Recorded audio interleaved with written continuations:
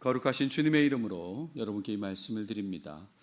오늘 말씀의 시작은 한자 성어 중에 자업자득이라는 말로 시작해 보겠습니다. 자업자득. 자기가 저지른 일의 결과를 자기가 받는 것을 자업자득이라고 그렇게 말합니다. 인과응보와 뜻이 연결된다, 그렇게도 말할 수 있겠지만 인과응보는 조금 중립적인 의미라면 자업자득은 그렇지 않죠. 잘못된 행동이나 선택으로 인한 부정적인 결과를 강조하는 맥락에서 많이 사용됩니다. 자업자득을 긍정적인 좋은 쪽에 사용되는 경우는 거의 없는 것 같고요.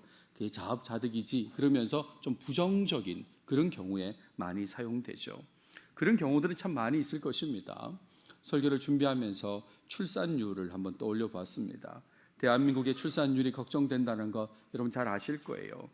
통계가 제대로 된 1970년에는 출산율이 4.53이었습니다. 근데 지난해 2023년 출산율은 0.72인 거죠. 엄청나게 떨어진 것입니다. 1970년에 출생한 아이 수가 100만 명은 넘는다고 그렇게 얘기하는데 작년에 출산된 그 아이들 수가 23만 명, 23만 28명이라는 거죠. 엄청나게 줄은 거죠. 왜 이럴까? 에 대해서 자업자득 이런 얘기를 합니다. 예전에 출산과 관련된 광고를 몇 가지 찾아봤는데 지금 생각하면 말도 안 되는 광고가 있었더라고요. 그 광고가 뭐냐면 보세요. 셋부터는 부끄럽습니다. 이런 광고예요. 저희가 3남매거든요. 우리 부모님은 이런 광고를 보고 지낸 거지 않습니까? 셋부터는 부끄럽습니다. 지금은 셋, 넷 낳으면 애국자다라는 소리 듣는데 이때는 부끄럽다는 얘기를 들었어요.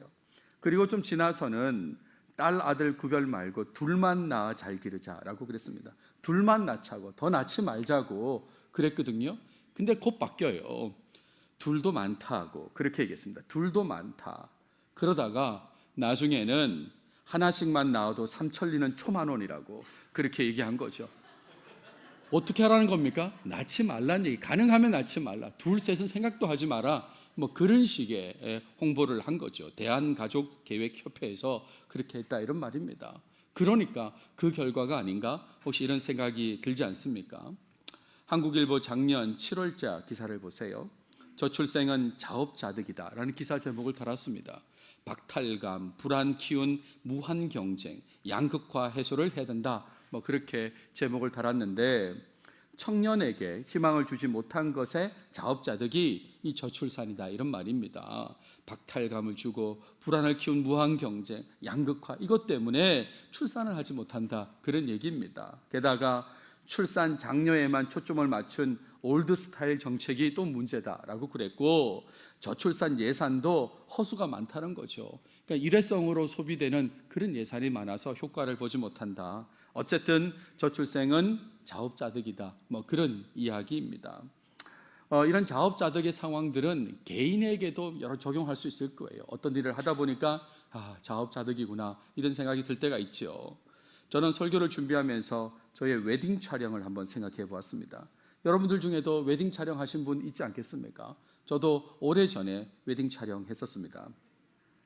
그런데 그 중에 하나입니다. 그 중에 하나인데 제가 무슨 얘기를 하려고 그러냐면 저의 결혼 기념일은 3월 1일입니다. 3일절에 결혼식을 했거든요. 그래서 오늘까지 8670일을 살았습니다. 그런데 무슨 얘기를 하려고 그러냐면 3월 1일 결혼이다 보니까 웨딩 촬영을 2월달에 했단 말입니다. 그것도 야외에서 2월달 여러분 2월달 날씨가 어떤지 아시죠? 그죠? 이런 날씨에 밖에서 촬영하니까 얼마나 추웠겠습니까? 지금 이렇게 웃고 있지만 웃는 게 아닌 그런 상황이 되는 거거든요. 다 자업자득이다 그런 얘기입니다. 무슨 얘기 하려고 그러냐면 신앙인으로 살아가는 동안 하나님 앞에서 자업자득의 결과를 맞이할 때도 있다. 지금 그 얘기를 하는 거예요. 그 얘기 하려고 하는 겁니다. 너무나 분명한 하나님의 뜻에 순종하지 않고 살다가 하나님의 심판을 받고 그 심판에 힘들어할 때가 있다는 거죠. 그게 자업자득이다 이런 말입니다. 너무나 분명한 말씀인데 하나님 뜻인데 그거를 실천하지 않고 순종하지 않다가 하나님 심판을 받으면 그게 자업자득이다 이런 말이죠. 그런 심판을 경험했으면 다시는 그 길을 가지 않아야 되는데 또 반복해서 자업자득을 또 경험하기도 하지 않습니까? 이 얼마나 안타까운 모습이냐 이런 말입니다. 오늘 본문에는 하나님 앞에서 자업자득을 경험한 두 사람과 관련된 내용이 등장하게 됩니다. 하나님을 제대로 경외하지 않고 또 하나님의 말씀에 깊은 관심을 두지 않다가 그에 따른 결과에 스스로 당황하고 놀라거나 슬퍼하게 되는 내용이 바로 오늘 본문의 내용입니다. 이런 내용을 통해서 신앙생활 속에 자업자득의 모습을 한번 벗어나고자 합니다. 오늘 다룰 내용은 30절에서 40절까지를 한번 다뤄보도록 하겠습니다. 본문을 보시면 오늘 본문은 이삭이 야곱을 축복하는 내용, 긴 내용입니다. 여러분 잘 알고 계신 내용이지만 실제 본문 속에서는 1절부터 45절까지 긴 내용인데 그 내용의 후반부입니다. 축복한 이후지요. 야곱을 축복한 그 이후의 상황이 오늘 본문의 내용입니다. 원래 축복의 대상이었던 에서가 이삭 앞에 등장한 이후에 벌어지는 그런 상황인데 내용을 읽어보시면 이삭과 에서 모두에게 안타까운 상황이다, 그렇게 말할 수 있는 거죠. 오늘 본문에는 이삭과 에서만 등장하게 됩니다. 그러니까 리브가 야곱은 등장하지 않고요, 30절부터 40절까지 이삭과 에서만 등장하게 됩니다. 본문을 보시면 먼저 에서가 등장하죠. 야곱에 대한 이삭의 축복이 마친 상황입니다. 그리고 야곱도 아버지 앞을 떠난 상황이에요. 이 상황에서 이 에서가 집으로 돌아오게 됩니다. 사냥을 마치고 돌아온 것입니다. 에서가 별미를 만들어서 아버지께 가지고 갑니다. 그리고 아버지에게 축복을 요청하는 상황이 이어지게 됩니다. 아버지께 축복을 요청할 때 이렇게 말하죠. 아버지여, 일어나서 아들이 사냥한 고기를 잡수시고 마음껏 내게 축복하소서라고 했습니다. 마음껏 내게 축복하소서, 이런 표현을 사용한 것은 아버지 이삭이 약속한 축복 그대로 해달라고 지금 요청하는 것입니다. 그 아버지가 뭐라고 그랬습니까? 내가 죽기 전에 내 마음껏 내게 축복하게 하라 라고 말했지 않습니까? 그러니까 아버지 말을 그대로 받아서 나를 지금 마음껏 축복해 주십시오라고 그렇게 요청했다, 이런 말이죠. 이 성경 구절을 보면서 저한테 자꾸 걸리는 표현이 있습니다. 어떤 게 걸리냐면 아버지여, 일어나서 축복해 달라는 거예요. 그렇다면 이삭은 지금 어떤 상태입니까? 누워 있다는 거죠. 누워 있다는 거. 왜 누워 있습니까? 지금 이 직전에 무슨 상황이죠? 야곱이 가져온 별미를 식사한 상황이지 않습니까? 그리고 기도한 상황이거든요. 그러니까 식사하고 기도한 다음에 누워 있는 이삭. 참 이상하지 않습니까? 왜 누워 있었을까? 그래서 이삭 그림마다 뚱뚱한 그림이 나오는 것 같습니다. 자, 다시 계속 갈게요. 그래서 이삭이 확인합니다. 이삭이 에서에게 말하죠. 너는 누구냐? 이 자녀에게 물을 질문이 아니잖아요. 근데 너는 누구냐라고 물었습니다. 그랬더니 에서가 이삭한테 나는 아버지의 아들, 곧 아버지의 맏아들 에서로소이다 라고 얘기했습니다. 이 얘기를 들었을 때 이삭이 얼마나 충격받았을까요? 에서라는 말보다 그의 음성이 에서를 확인하는 데 영향을 끼쳤을 거예요. 그렇죠? 딱 듣는 순간 이건 진짜 에서 목소리인데? 라고 하는 걸 느꼈을 것입니다. 그래서 33절에 이삭의 반응이 나오는데 심히 크게 떨었다 그랬어요. 심히 크게 떨었다. 강력한 두려움, 강력한 놀라움을 지금 이렇게 표현하고 있는 것입니다. 아들을 알아보지 못하고 축복한 것에 대한 두려움과 놀람이라고 할 수 있는 거죠. 설마 했지 않습니까? 근데 그 설마가 지금 현실이 됐다, 이런 거잖아요. 아닌 것 같은데 설마 했었거든요. 그러다가 지금 이게 현실이 된 걸 확인한 것입니다. 좀 더 의심해서 확실하게 확인할 걸 하는 그런 마음에서 좀 심히 크게 떨게 되었어요. 그러면서 이삭이 에서에게 말합니다. 그러면 사냥한 고기를 내게 가져온 자가 누구냐고 있습니다. 이거 모르겠습니까? 다 알고 있어요. 이삭은 모를 리가 없죠. 하지만 당황스러운 마음에 지금 이렇게 질문하는 거예요. 사냥한 고기를 내게 가져온 자가 누구냐? 야곱이란 걸 다 알고 있지 않습니까?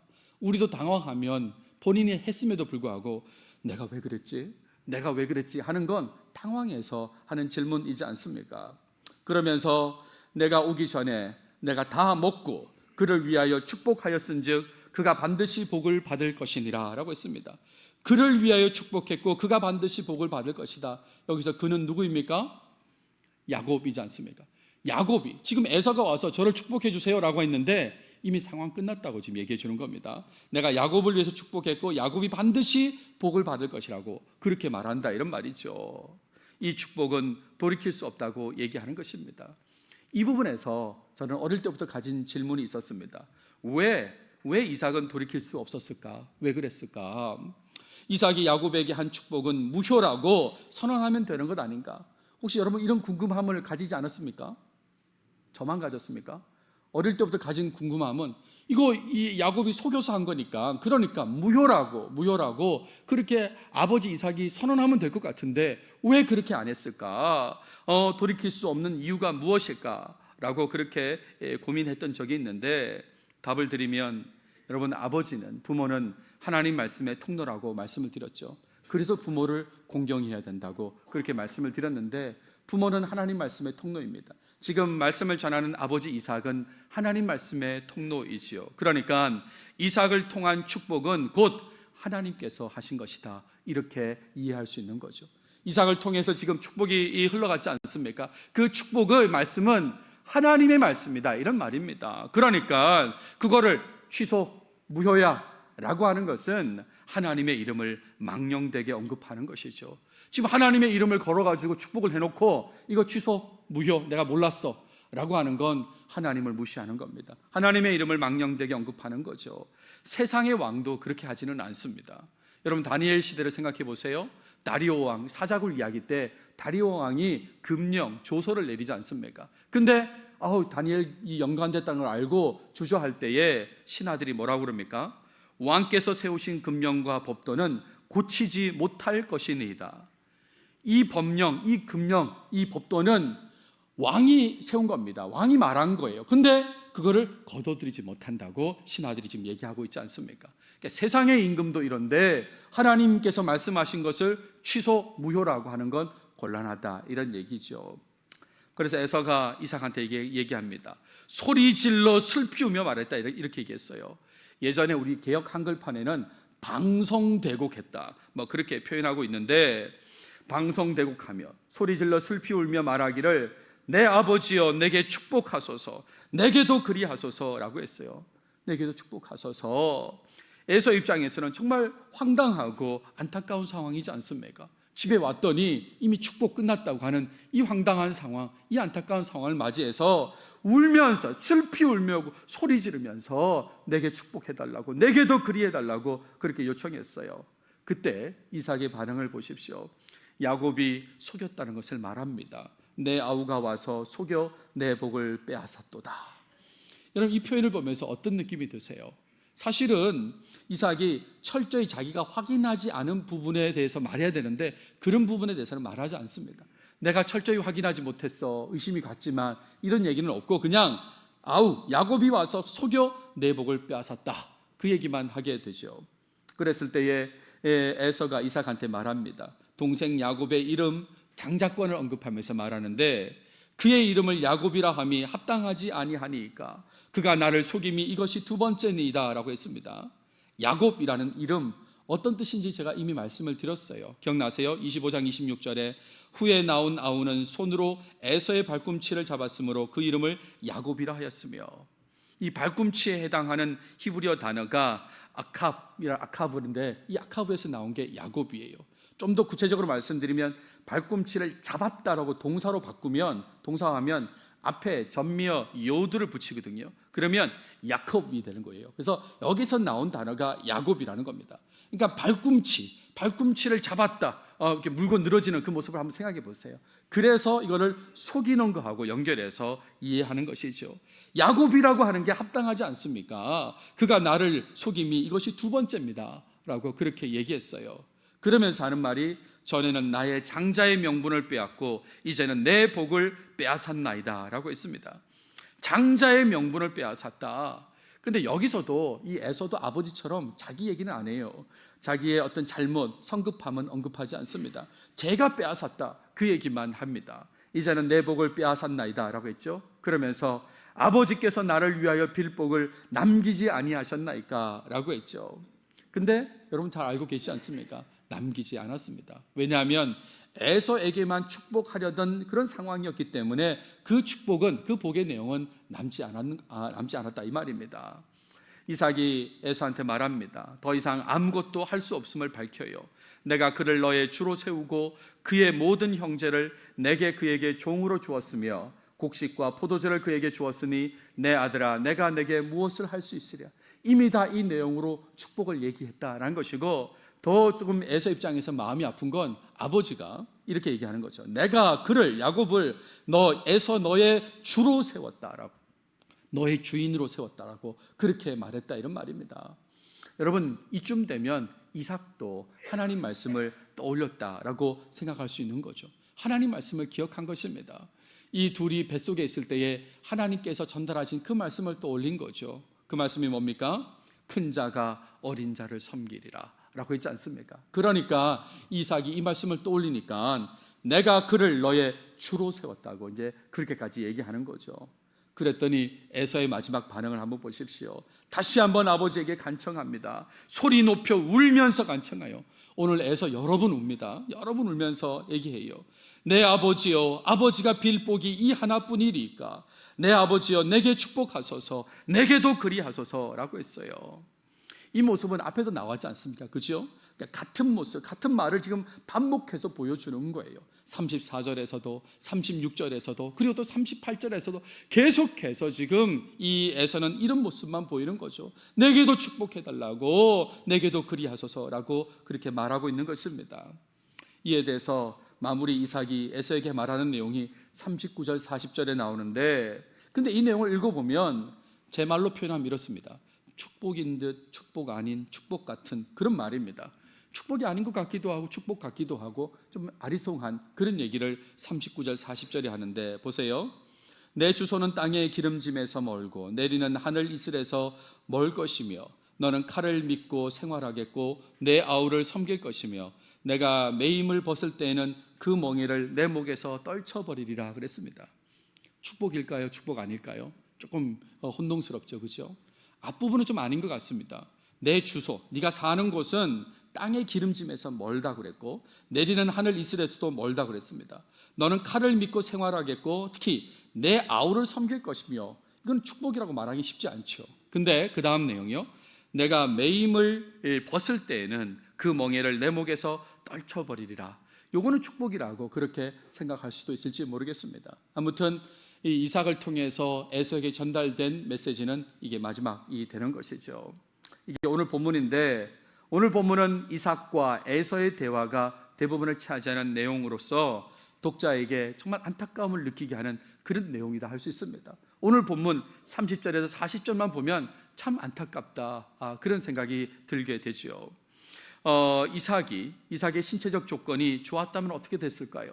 눈이 흐리다고 그랬습니다. 어두웠다고. 근데 만약에 그렇지 않았다면 이런 일은 생기지 않았겠지 않겠습니까? 또 에서가 조금만 일찍 도착했다면, 야곱이 지금 아버지를 속이려고 할 때 그때 조금 더 일찍 도착했다면 어떻게 되었을까? 그랬다면 에서가 소리질러 슬피 울며 이삭에게 축복을 거듭 요청하지는 않았을 것입니다. 그렇지 않습니까? 근데요, 저는 이 시간 좀 다른 차원에서 좀 생각해 보기를 원합니다. 그 다른 차원에서 생각해 보면 이삭과 에서 둘 다 신중하지 못해서 발생한 자업자득의 상황이 오늘 본문의 내용이다라고 그렇게 말씀드리고 싶습니다. 자업자득이에요. 이삭은 하나님을 대리해서 장자를 축복하는 그 일에 신중하지 못했던 것입니다.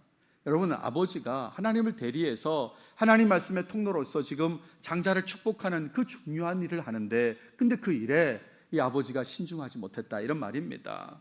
신체적 조건에 문제가 있는 걸 본인도 알지 않습니까? 그렇다면 여러 차례 의심을 했음에도 불구하고, 거기다 또 여러 차례 의심까지 했는데도 불구하고 제대로 확인하려고 하지 않았던 것, 이건 정말 신중하지 못한 모습이다 할 수 있는 거죠. 신체적 조건이 좀 좋지 않고, 그리고 의심이 자꾸 돼요. 의심이, 목소리도 또 털 부분도 이렇게 다 의심이 되면, 그러면 더 확인하려고 했어야 되는데 그러지 못하고 진행해버렸지 않습니까? 에서는 어떻습니까? 장자권에 대해 신중하지 못한 모습 보였다는 거 여러분 잘 알고 계시잖아요. 당장의 배고픔을 해결하는 거, 그것 때문에 장자권을 그거와 바꾸는 그런 모습을 보였어요. 매우 경솔한 모습을 보였다, 이런 말입니다. 이게 지금 오늘의 상황으로 연결될 거란 전혀 생각지도 못하고, 그러고 그냥 장자권과 먹을 것을 바꿔버린 것이죠. 그래서 자업자득의 결과가 오늘 본문의 내용이다, 이런 말입니다. 야곱을 축복한 그 일로 인해서 이삭은 심히 떨게 되고 에서는 통곡을 하게 되었다, 이런 말이죠. 두 사람 모두 먹는 것과 관련해서 하나님의 일을 가볍게 여긴 모습을 보였던 것입니다. 이삭은 별미를 먹는 데 집중하는 바람에 더 꼼꼼하게 챙기지 못했고, 에서도 마찬가지입니다. 먹는 것 때문에 장자권을 넘기지 않습니까? 이런 모습을 다르게 말하면 하나님과 하나님의 말씀을 잊어버린 모습이다 라고 그렇게 말할 수 있고, 또 다르게 표현하면 하나님을 경외하지 않는 모습이다 라고 할 수 있는 거죠. 하나님을 경외하지 않았기 때문에 이렇게 신중하지 못하게 움직였다, 이런 말입니다. 그래서 오늘 적용점으로 말씀드리고 싶은 것은 항상 하나님을 경외하시면서 신중하게 하나님의 말씀을 잘 기억하고 순종하는 삶을 살아가시는 여러분들이 다 되시길 바랍니다. 아무리 급한 상황에 있다고 해도, 아무리 긴급해도 하나님과 하나님 말씀에 대해 가볍게 생각하는 사람은 여러분 가운데 없으시길 바랍니다. 제발 삶 속에 마치 무시해도 되는 말씀이 있는 것처럼 그렇게 살지 마시라, 이런 말입니다. 그 말씀은 무시해도 돼 라고 생각하는 말씀, 그런 게 있다면 곤란하다, 이런 말이죠. 가끔 순종해도 되는 말씀이 있는 것처럼 그렇게 생각해도 안 되는 겁니다. 그건 일주일에 한 번, 1년에 한 번 정도 순종하면 돼 라고 생각하는 말씀이 있다고 하면 곤란하다, 이런 말이죠. 신중하지 못한 모습으로 하나님의 말씀과 하나님의 일을 대한다면, 그렇다면 그에 상응하는 결과를 맞이하게 될 것이라는 것을 꼭 기억하십시오. 신중하지 못하게 하나님을 대하고 하나님의 말씀을 대하고 하나님의 일을 대하면 결국에는 자업자득의 결과를 맞이할 수밖에 없다, 이런 말입니다. 여러분 잘 알고 계시는 북이스라엘의 멸망을 생각해 보십시오. 기원전 722년에 아시리아에서 망하게 되는 그 상황을 생각해 보세요. 이후에 남유다가 바벨론에 의해서 기원전 587년에 망하는 것도 한번 생각해 보십시오. 하루아침에 갑자기 망한 게 아닙니다. 많은 선지자들을 통해서 심판의 메시지가 전달되었잖아요. 돌이킴을 촉구하는 메시지를 전달했지 않습니까? 근데 그 모든 메시지를 가볍게 받아들여서, 신중하게 여기지 않고 가볍게 받아들이고 무시해서 이런 나라가 멸망하는 그런 상황까지 왔다고요. 자업자득의 결과를 맞이했다, 이런 말입니다. 예언서를 다룰 때 정말 제가 가끔 인용하기도 하는데요, 제 머릿속에 콱 박혀있는, 어떻게 이런 말을 할 수 있을까 하는 그런 구절이 있는데, 스바냐 1장입니다. 마음속에 스스로 이르기를 여호와께서는 복도 내리지 아니하시며 화도 내리지 아니하시리라 하는 자를 등불로 두루 찾아 벌하리니, 그랬습니다. 기원전 7세기예요 스바냐는요. 그러니까 이미 북왕국은 망했다, 이런 말입니다. 다 봤어요, 망하는 거를. 그런 상황에서 선지자를 통해서 지금 경고의 메시지가 왔는데도 불구하고 하나님은 복도 내리지 않고 화도 내리지 않는다고, 뭘 좀 잘한다고 복 내리시고 못한다고 벌 내리시고 이런 분이 아니시라고 그렇게 하나님을 무시하고 선지자의 말을 무시했다, 이런 말이죠. 그러니까 자업자득의 결과를 맞이하게 되는 겁니다. 소돔과 고모라의 심판이 임하기 전에 롯의 사위들의 모습을 한번 생각해 보십시오. 롯이 나가서 그 딸들과 결혼할 사위들에게 말하여 이르기를 여호와께서 이 성을 멸하실 터이니 너희는 일어나 이곳에서 떠나라 하되 그의 사위들은 농담으로 여겼더라, 그랬죠. 얼마나 가볍게 여겼으면, 지금 이 성이 망한다고 그랬는데도 농담으로요. 그래서요, 이 사위들은 심판을 피할 수 없었다고 충분히 생각할 수 있는 거죠. 본문의 사위들에 대한 얘기, 추가 얘기는 없지만 충분히 이들은 심판을 피할 수 없었다고 생각할 수 있습니다. 두 딸들의 대화 속에서도 우리의 배필될 사람이 이 땅에는 없으니라는 그런 표현도 나오거든요. 여러분, 인간과는 비교도 되지 않으시는 거룩하신 하나님의 말씀, 하나님의 일이라면 항상 신중하게 접근하셔야 되는 것입니다. 한 말씀 한 말씀을 소중히 여기시고 기억하고 말씀에 따라 하나님의 일을 하려고 해야 된다, 이런 말입니다. 혹시 여전히 가지고 있는 인간적인 욕심이 있다면 내려놓으시고요, 하나님을 경외하면서 하나님 말씀에 집중해야 돼요. 우리가 살아가는 시대가 조선시대는 아니지만 조선시대라고 한번 생각해 보십시오. 조선시대에 누구에게라도 이 네 글자의 말만 전달되면 사람들은 꼼짝하지 못하고 순종해야 되는, 복종해야 되는 말이 있습니다. 그 네 글자가 뭘까요? 어명이오죠. 어명이오. 누구에게라도 어명이오라고 하는 순간 그 사람은 자기 일을 멈추고 이 명령에 복종해야 되는 것입니다. 절대로 가볍게 여길 수 없는 말씀으로 하나님 말씀을 기억하고 순종하시길 바랍니다. 그렇고 그런 설교, 그렇고 그런 말씀 중에 하나라고 여기지 마시고 여러분 개개인이 어명이라고, 하나님께서 주신 어명이라고 그렇게 기억하시고 순종하시길 바랍니다. 삶의 어떤 것보다 하나님 말씀에 우선순위를 두고 살아가야 된다, 이런 말이에요. 그럴 때에 이삭과 에서가 겪은 안타까운 모습, 자업자득의 모습은 삶 속에 더 이상 나타나지 않게 될 것입니다. 그러니까 하나님 말씀이 주어졌을 때 어명이라고 받아들이면 충성할 수밖에 없다, 그런 얘기죠. 자업자득의 부정적인 결과를 맞이하지 않기 위해서 하나님을 경외하며 신중하게 하나님 말씀을 기억하고 순종해야 된다고 지금 거듭 제가 말씀을 드리고 있는데, 근데 여러분 사실 이런 모습은 우리 자신의 힘, 노력, 의지만으로는 이룰 수 없어요. 이 부분을 좀 더 추가해서 말씀드리고 싶은데, 우리 힘으로는 잘 안 됩니다. 우리 의지로만으로는 안 된다, 이런 말이죠. 하나님께서 도와주셔야만 지속 가능한 겁니다. 내가 오늘부터 해볼 거야 라고 하지만 오늘 저녁에 당장 생각해 보시면 오늘 오전에 무슨 말씀을 하셨더라, 그 말씀도 잊어버릴 수 있거든요. 그러니까 하나님께서 도와주셔야 돼요. 하나님의 은혜를 떠올리면서 더욱 하나님을 의지하려고 해야 된다, 이런 말입니다. 하나님께서 나를 얼마나 사랑하시는지 그 은혜를 되새기고 감사할 때에 하나님을 더욱 경외하면서 말씀에 순종할 동력을 가지게 되는 것이죠. 동력이요. 그 동력이 없으니까 하나님으로부터 멀어지다가 자업자득의 결과를 맞이하게 된다, 이런 말입니다. 예배 시간에 그렇게 살아야지라고 했지만 하나님의 은혜를 깨달으면서 계속되게 공급되는 어떤 그 동력이 없으니까 그냥 흐지부지되고 하나님과 멀어지고, 그리고 그 자업자득의 결과를 맞이하게 되는 거죠. 그러니까 여러분, 말씀을 대하실 때에, 찬양하실 때에, 기도할 때에 하나님의 은혜를 더 많이 깨달으려고 하시길 바랍니다. 뿐만 아니라 일상 그냥 생활 속에서도 하나님께서 주시는 그 은혜를 또 깨닫고 또 깨달으십시오. 그러면 그 은혜에 하나님을 더 의지하게 되고, 그러면서 하나님을 위해 살아갈 수 있는 동력을 얻게 되는 것입니다. 제 얘기를 좀 해보겠습니다. 며칠 전이었어요. 제가 살고 있는 집 거실 미닫이 문을 사용할 상황이었습니다. 조금 더 설명드리면, 거실에 있는 월패드에 이상이 생겼어요. 그래서 관리사무소 직원을 좀 오시라고 좀 요청해 놓은 상황, 방문 예정인 상황인데 좀 거실이 정리가 안 돼서 막 이렇게 치우다가 한쪽 그 문을 이렇게 열고 닫고 하는 상황이 생겼는데, 자, 이제 글로 표현하니까 좀 이상한데요, 다 이해가 되실 거예요. 문이 스르르 닫히는 속도보다 늦게 왼쪽 손을 이동하게 되었습니다. 무슨 말인지 아시겠죠? 그죠? 그러니까 문이 천천히 닫히는 거예요. 그러니까 그걸 감안했는데, 근데 그 속도보다도 내가 손을 늦게 뺀 겁니다. 그러니까 왼쪽 손 두 번째 손가락 손톱 바로 위가 탁 찍힌 거예요. 탁 찍혔는데 정말 아프대. 정말 너무 아픈데 이게 금방 시커멓게 바뀌더라고요. 그 정도로 너무 아픈 거예요. 고통이 얼마나 고통이 심하냐, 제가 이런 표현을 좀 쓰기 싫은데 이빠이라고 말하고 싶습니다. 이빠이라고. 너무 아픈 거예요, 진짜. 이게 어떻게 할 수가 없더라고요. 그래서 지금도 제가 아침 1부 예배 때 설교하고 나서 좀 아픈 느낌이 계속 들어요. 지금도 멍이 좀 있거든요. 근데 제가 뭐 얘기하려고 그러냐면, 이후에 깨달음이 좀 있었어요. 제가 깨달음을 얻게 됐어요. 작년에 제가 드린 말씀 기억나세요?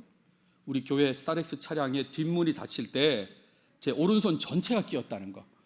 저랑 같이 결혼하신 분이 문을 밀어가지고 오른쪽 손 전체가 낀 그 상황이 있었거든요. 근데 그때 그 문은 스르르가 아니었어요. 스르르가 아니었습니다. 부딪히는 그 정도가 아니라 막 강하게 움직이면서 문이 닫히는 소리가 착각 들렸거든요. 문이 닫혔어요. 진짜 퉁 부딪힌 게 아니라 착각 소리가 났단 말입니다. 근데 이번만큼 아프지 않았어요. 지금 생각하니까 이번이 더 아픈 거예요. 더. 그래가지고 제가 어떤 생각을 했냐면, 하나님께서 정말 도와주셨구나. 그때도 제가 그렇게 고백을 했는데 잊어버렸거든요. 잊어버렸는데 이번에 이 손가락을 탁 쥐면서 진짜 지난번에 하나님 도와주셨구나. 제가 병원도 안 갔습니다. 그냥 손이 멀쩡하거든요. 멀쩡하게 돼서, 물론 우리 장인께서는 손이 퉁퉁해서 그렇다 이렇게 하셨지만 그건 아니고 하나님이 도와주셨다. 진짜 하나님 도와주셨다. 그렇게 은혜를 깨닫게 됐다, 이런 말입니다. 하나님의 은혜를 깨닫게 되니까 더 하나님을 경외하는 마음을 갖게 됐다. 지금 그 말씀을 드리는 겁니다. 그리고 말씀을 대할 때도 더욱 잘 기억하려고 순종하려고 하게 되는 그런 모습이 나타나더라, 이 말씀을 드립니다. 이렇게 하나님의 은혜를 깨달아 더욱 하나님과 가까워지는 모습이 여러분 모두에게 나타나시길 바랍니다. 은혜의 깨달음이 하나님을 경외하는 것에 동력이 된다는 것을 꼭 기억하십시오. 말씀을 마무리하겠습니다. 자업자득의 모습, 그 모습을 보인 이삭과 에서의 모습을 따라가는 사람, 그런 사람은 여러분 가운데 아무도 없길 바라요.